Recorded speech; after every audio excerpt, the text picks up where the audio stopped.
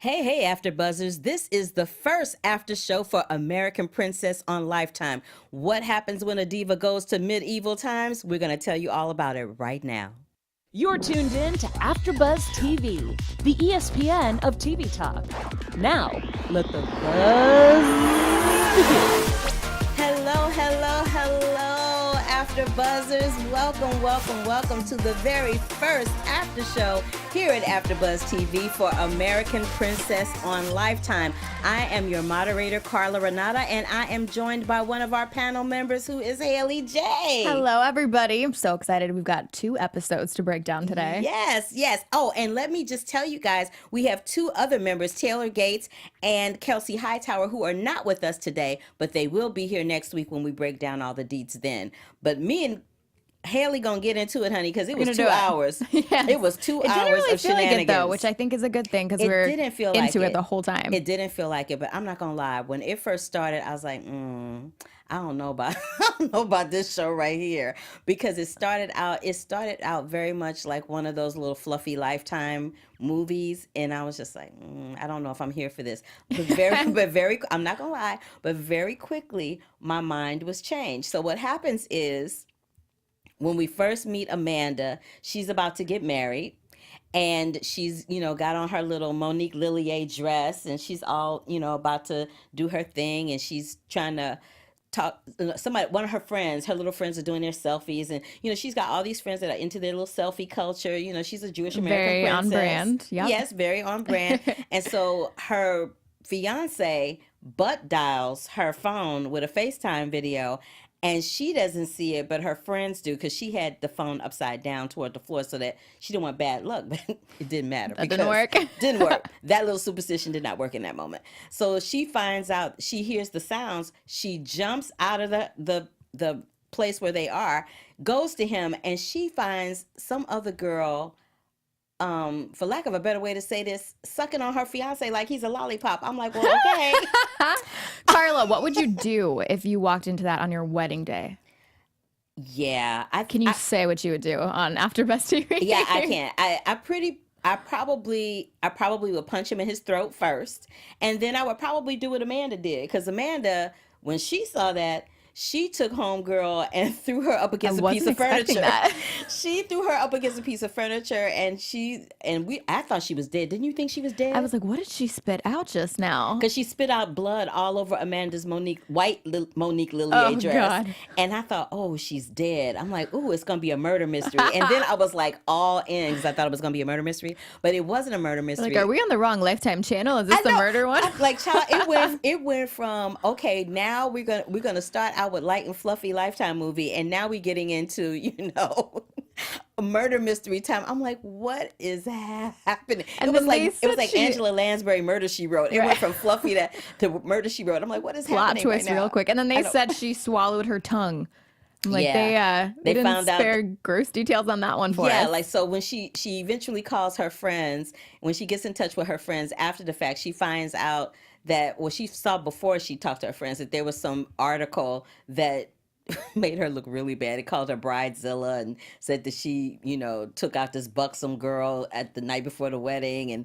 And so then she talks to her friends, and her friends are like, listen, we didn't share anything, because they're all about that selfie, social media culture. We didn't share anything, but, we did find out that she, bit off her tongue and then she swallowed it. I'm like, okay, that is gross. Which brings me to this point. Up until that moment, I was kind of like, I don't know about this writing, but the writing for this show is really smart. It's really smart. It's very funny. It's very acerbic, and it's totally right up my alley. I really like the mix of the medieval times is, all the way back in history, and no one really acts like that, mixed with a really nice, tasteful mix of what's happening now, pop culture, and the hashtags, even the funny sexual jokes here and there. I really like that banter back and forth, and then the FaceTime that brings you back into reality when you do find yourself getting lost in that world with her. I do like that back and forth balance there. Let me back it up just a little bit. So I neglected to say that after all these shenanigans ensue, Amanda finds herself she's running away. She doesn't quite know where she's doing. She's doing the runaway bride action, and she ends up at this medieval Renaissance Fair, which she thinks at the time is a themed wedding. and she finds out real quick that it's not a themed wedding. It's actually a Renaissance fair where people dressed up from, like, I don't know what century that is, like Shakespearean times, I'll Right. say.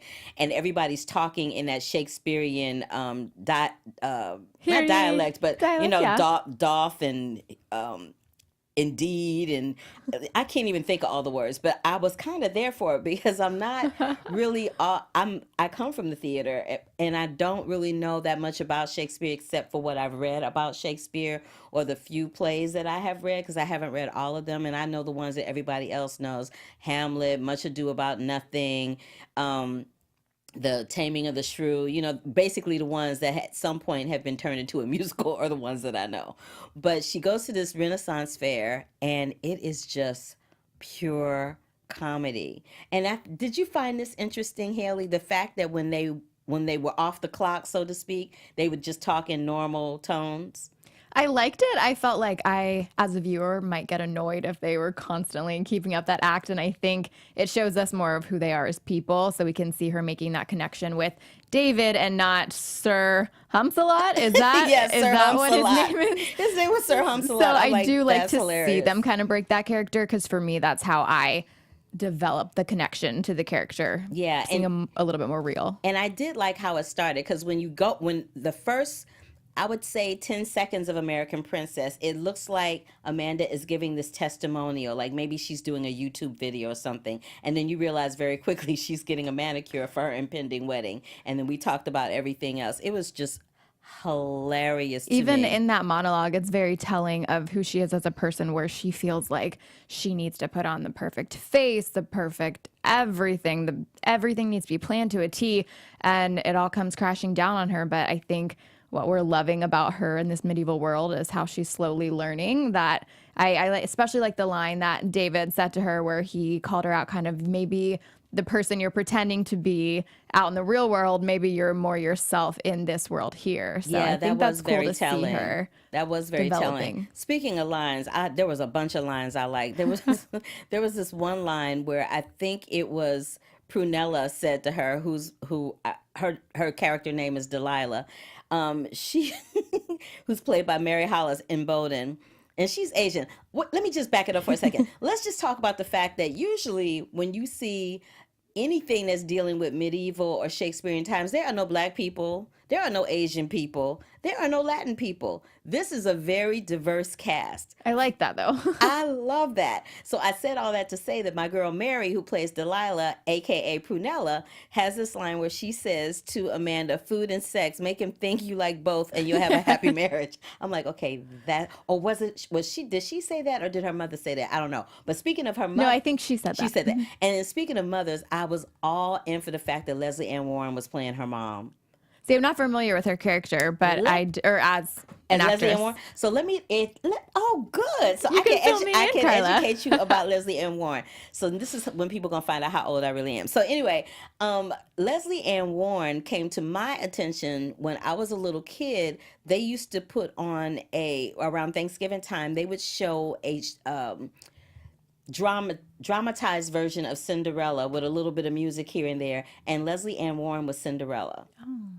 And then cut to most recently, a lot of people will know her from playing Terry Hatcher's mom on Desperate Housewives. And they'll also know her from, there was a movie called Victor Victoria, and she played, I forget her character's name in that, but she's freaking hilarious. And she was nominated for an Oscar. Oh, wow. I think her name was Lorna. I think her character's name was Lorna in Victor Victoria, but she was nominated for an Oscar for that role. So she's been around for a minute. She doesn't It's been really age. exciting for you to see her. You sound like you're kind of following her career path there. Okay, I'm a huge Leslie Ann Warren fan. Okay, and not for nothing, but sidebar, I was at a friend of mine's house.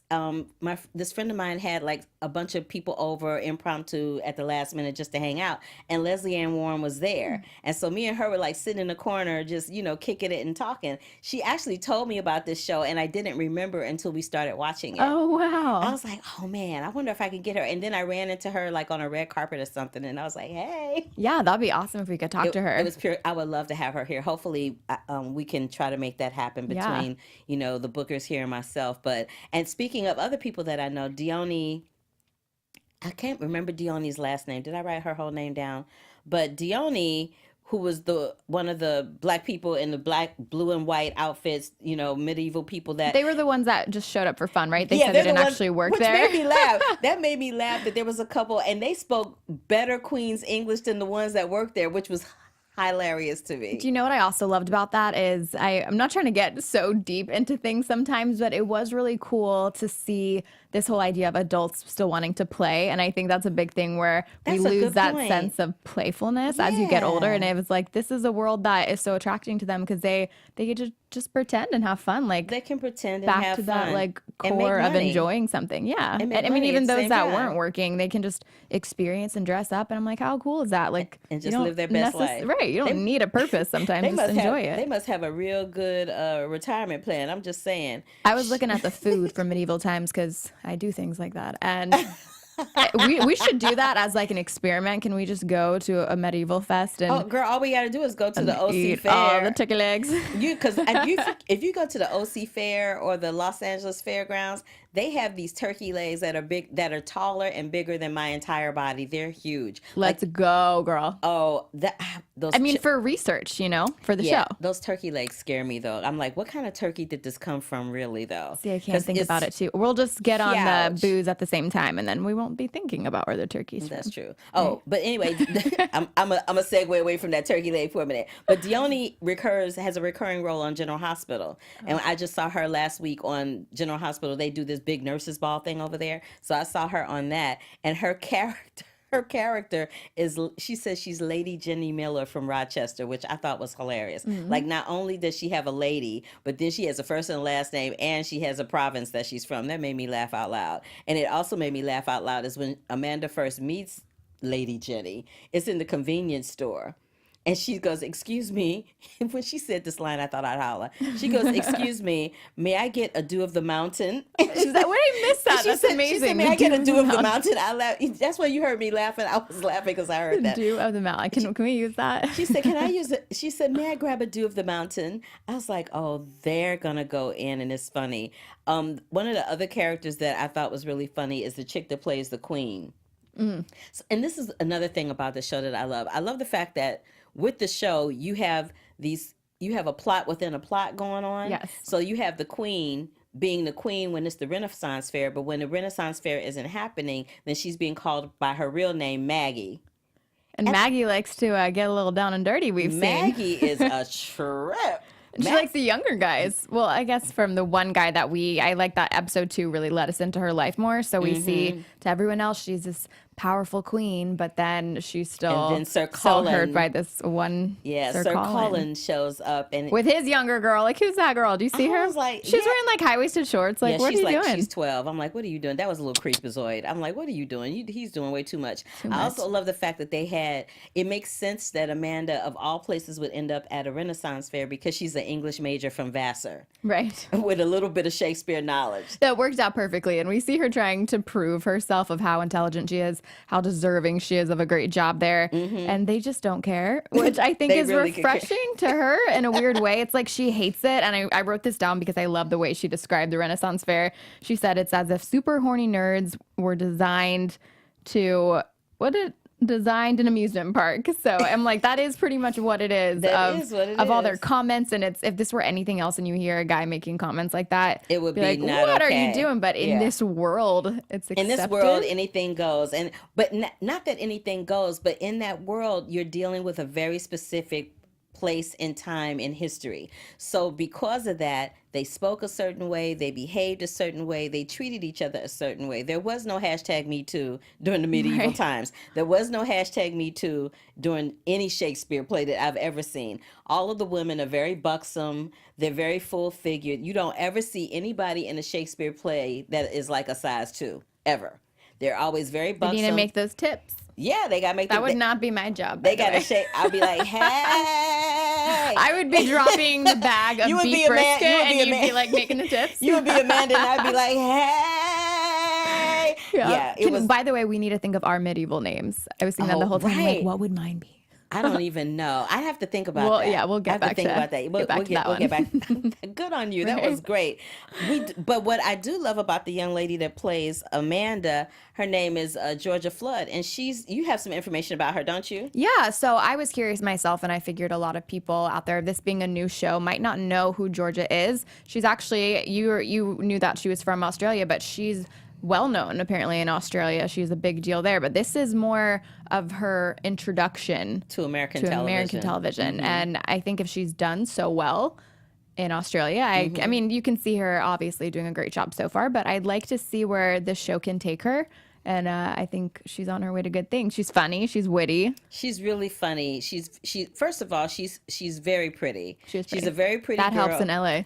Right. She's very pretty. She's very petite. She's got spot on comic timing. She can even pull off the, I'm frustrated cry without looking like she's trying too hard. She's very gifted and very talented. And I think she's the perfect person to play this role in this show. And speaking of which, this show is produced by Jenji Kohin, who's known for Glow, Orange is the New Black, and Weeds. So her sense of humor is a little crazy and off kilter. And the woman who created the show is Jamie Denbo.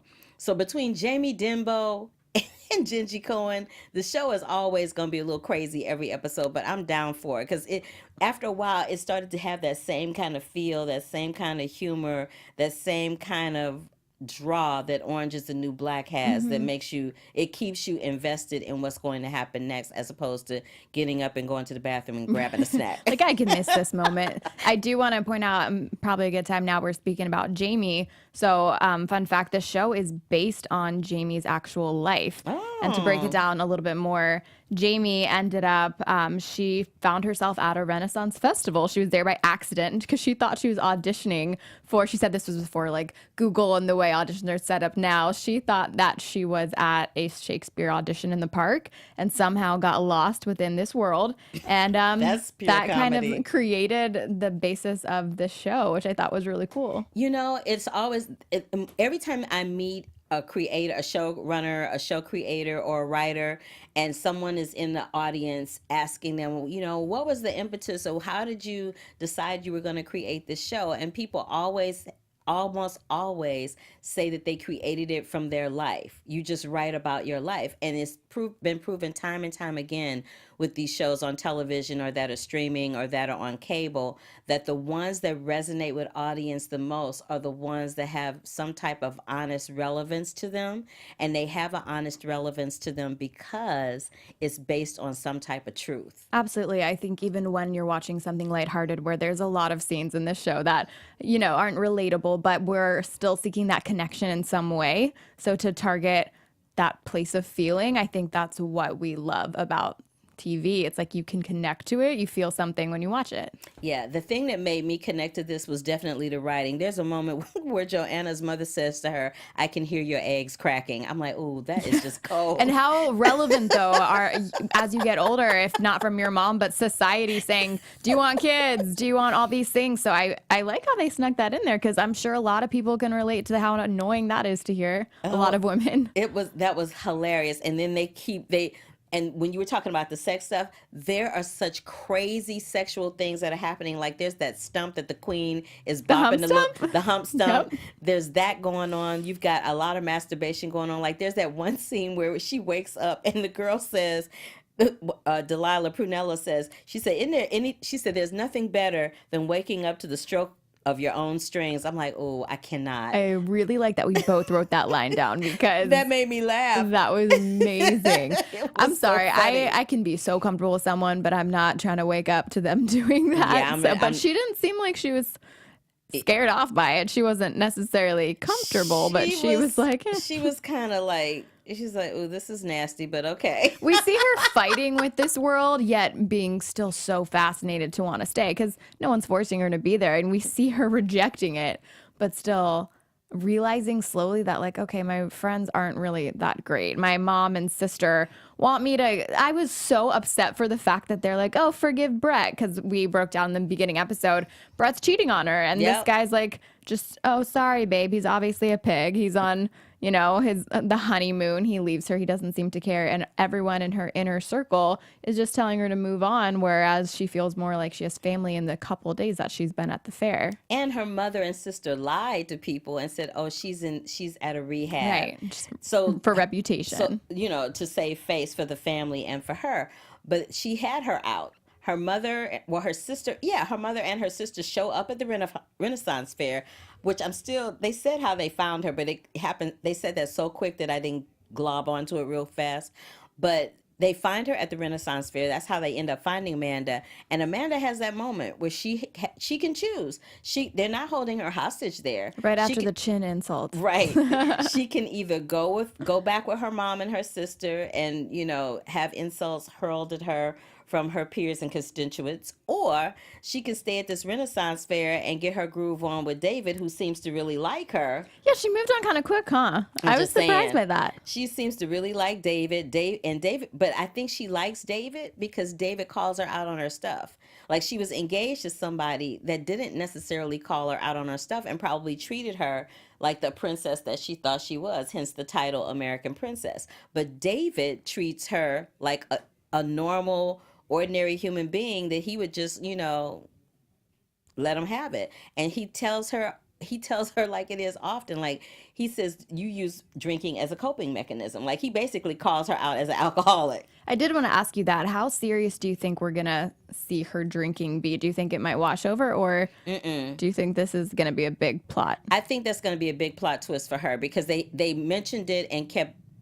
cutting to it several times. And they showed that her doing that oftentimes would lead to something that she didn't remember that she was responsible for. Like, she didn't remember putting her finger in David's nipple ring and then tripping and falling, hence ripping the nipple ring out. And then he ends up with an infected nipple. It just brings me pain hearing this. He ends up with this infected nipple. She feels really bad once she has the flashback where she remembers that she actually was responsible for it. And then she goes to get a job at the bar where she's supposed to be shaking her non-existent tits. Right. To make more money. And she strings the money up and says, "Get thee to an apothecary," I think, which is the medieval word for a doctor. So I love the fact that they had her string the money up with these pins as opposed to her leaving it on a bed and him finding it that way. I love the fact that her new roomie kind of like dressed up her part of the room to try to once she made that decision to stay, her new roomie made up her room and made it a little more comfortable, a little more princess-like for her. But then, of course, Prunella being who Prunella is, she had to throw, a dildo in there. A little treat. A dildo in there. We don't know if that dildo's been used or not. Ooh, I'm just saying. I'll let you guys use your imagination on that one. Because it looked very similar to the one that she was using on herself. So that's why homegirl dropped it on the ground. I would have dropped it too. I'm like, yeah, I'm going to need you not to be giving me that as a gift. Don't need to be that generous. I don't need for that to be having as a gift. But I just want to read what the official description of the show is, just to make sure that we covered everything. So it says, stunned by betrayal, Amanda runs off to find herself stranded in the middle of a Renaissance fair with no phone and no way home. Amid the bizarre surroundings, Amanda has an unexpected awakening and impulsively decides to become the newest member of the fair. The fledgling watch-in-waiting quickly develops new friendships, rivalries, romances, that much to the confusion of her family, and opens her eyes to new beginnings. And I think that's an adequate way to describe the show, because she is experiencing new beginnings. She's experiencing people being honest with her for the first time in her life. She's experiencing being honest with herself for the first time in her life. She's experiencing this whole sexual revolution that I don't even think she was aware of. I mean, people just haven't, when they told her that folk were having sex out in the open on the hump stump, she was like, oh, She seemed like generally, surprised by that. So this is a whole new thing for her. The way they're eating is a whole new thing. The way they drink is a whole new thing, And even pointing out when she was getting consoled on her friend's chest, she was like, why are you being nice to me? And this is the first day I've met you versus the people that were supposed to be my wedding. I can't even get them to focus on a phone call. So you see her start to realize where real relationships and how it feels to have someone actually care about you versus just this perfect life persona that her friends at home and her family seem to be putting on her. I'm waiting for the episode where her friends come to the Renaissance Fair. I think that'd be really fun. I'm waiting for some of the friends or all of them to come to the Renaissance Fair, and I bet you a couple of them are going to end up staying. You think? Oh yeah, I think, and I'm gonna tell you which ones it's probably going to be. It'll probably be that guy friend of hers will probably end up staying, and the one with the red hair will probably end up staying. I think those two might be the ones that end up staying because they're the two that I could see would get the most out of being in that environment. The other ones are just way too flighty for me. Right. What do you think about all the use of hashtag this and that? I think it's kind of funny when they do that. It's so funny. They're hilarious. And it just goes to show you, and I think it's a smart show for this reason too. We do live in a culture right now where everything it moves so fast, and everything has such a huge focus on a hashtag or posting or streaming. Or likes or followers or being first with the news in any shape, form, or fashion, that this is a situation where it doesn't matter. None of that matters. It's like a freedom and escape in this world. Right. None of that matters. It's a freedom and escape in this world. And then once you go outside of it, but the funny thing is they go outside of it within the confines of that world, but they're still not concerned about, what's on Instagram or who's doing what on Facebook or what the Should we go? No, or the trending, but that's exactly the point. Or what's the trending top on Twitter? We shouldn't, but we are. We have become a culture that is obsessed with likes and followers and popularity. I had a situation happen to me just a week ago where I posted two things. One, I posted about an appearance that I did on another show, and I got met with some racist comments.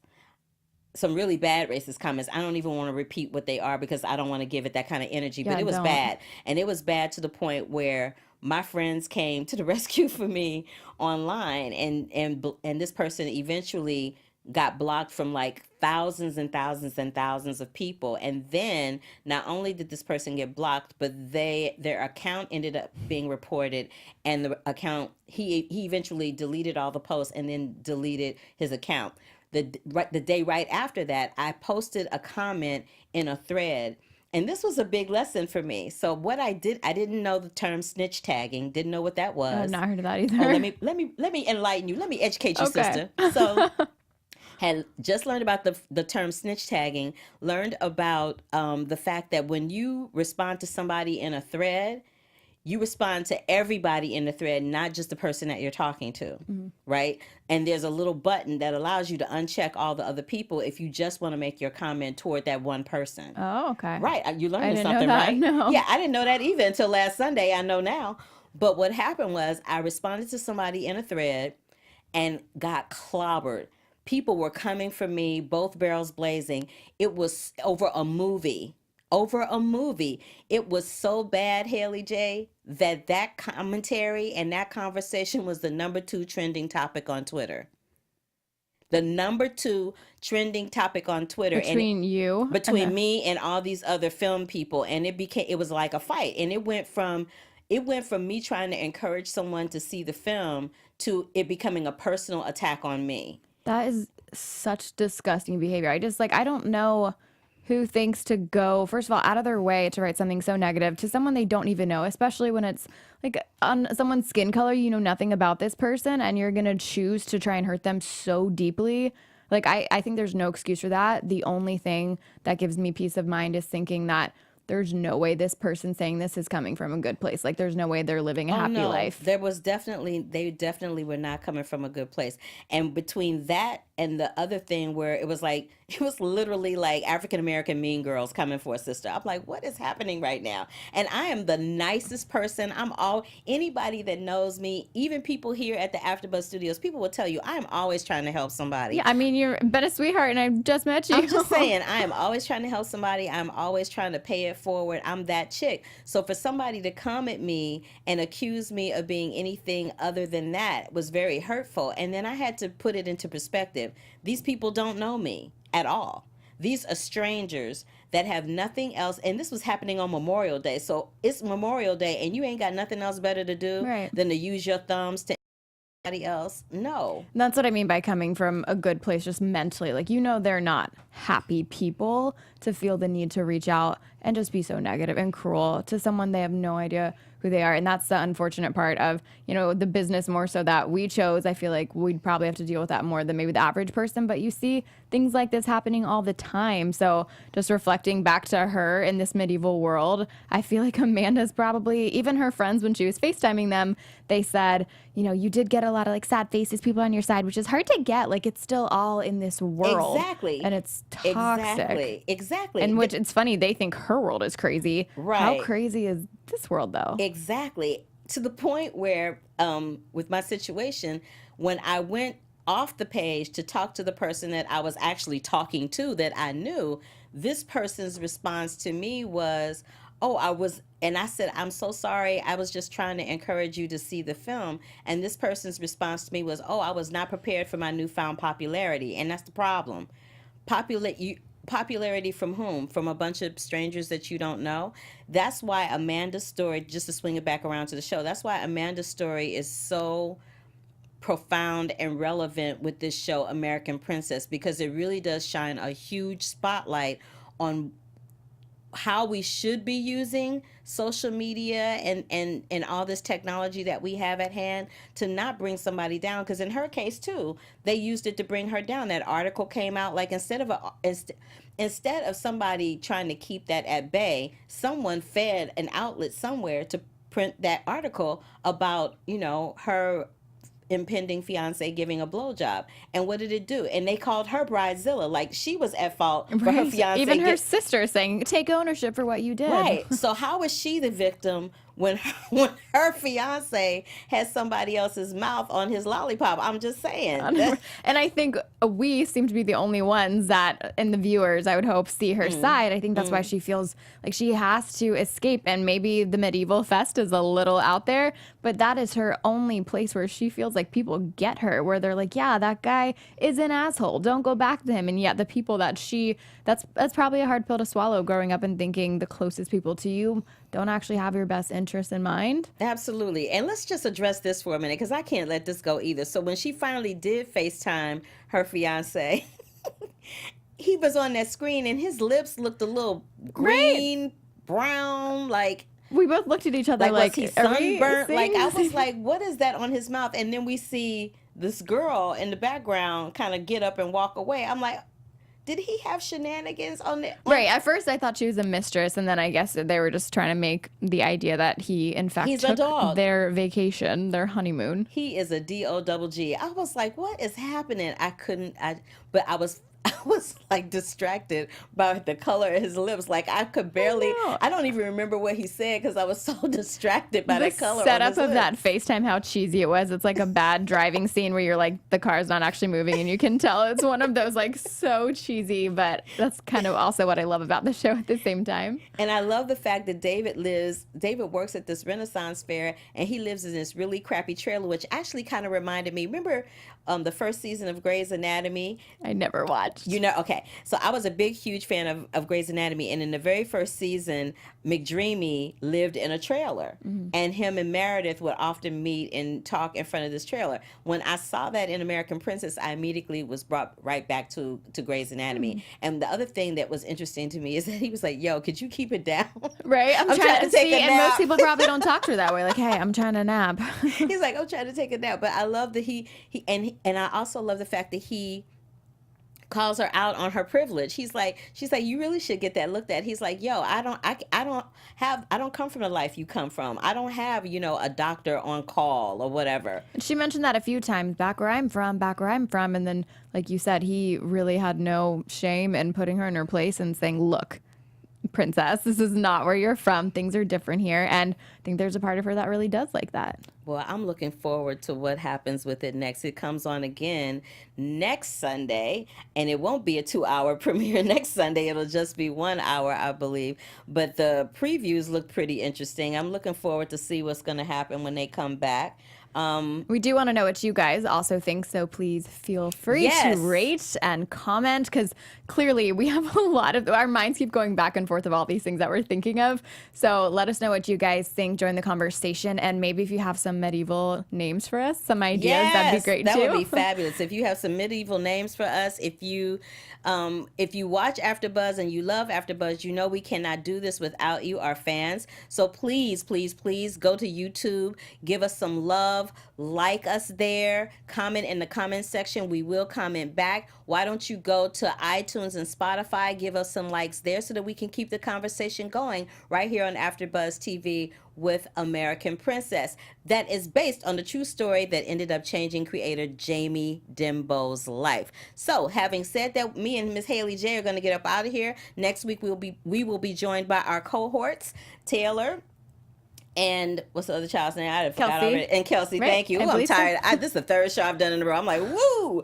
It's been a long day. Yeah, it's been a long day. But thank you so much for joining us. Where can we find you across the social media? You can find me platforms? on Instagram and Twitter at HeyJ, HAYJ_. Cool. You can find me, your girl, Carla Renata, at The Curvy Critic across all social media platforms. You can also find me right here at AfterBuzz with the GH Report at 6 o'clock. And prior to that, at 5 p.m. over at Black Hollywood Live doing The Curvy Critic with Carla Renata, where I give you all the latest film reviews and film news. And next week, I will have an interview there with Ron Howard, Opie, Richie Cunningham, talking about his new documentary, Pavarotti. So until the next time, join us right here, same bat time, same bat channel, to talk about American Princess at AfterBuzz TV. Peace. Bye, guys. Our founder, Kevin Undergaro, and me, Maria Menounos, would like to thank you for tuning in to AfterBuzz TV. Remember, we're not just the first, we're the biggest in the world, and we're the only destination for all your favorite TV shows. Whatever you crave, we've got it. So go to AfterBuzzTV.com and check out our lineup. Buzz you later. The views expressed herein are those of the hosts only and do not necessarily reflect the views of AfterBuzz TV or its owners or principals.